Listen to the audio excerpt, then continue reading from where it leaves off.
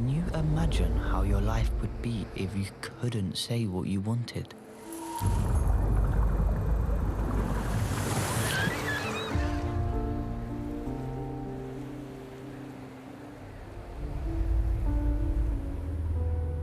Naoki Higashida makes a map of his mind.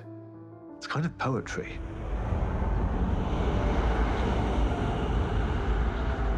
How do I see the world? For me, the details jump straight out.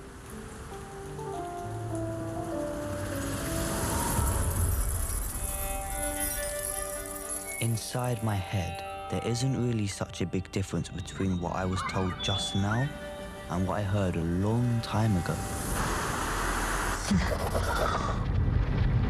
My mind is forever swaying this way and that.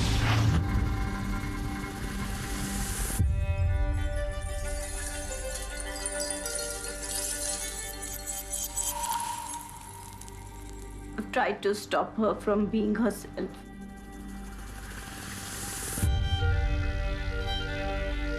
I think we can change the conversation around autism by being part of the conversation. Right now, Joss is having a joy that I will never come close to. To live my life as a human being, nothing is more important than being able to express myself.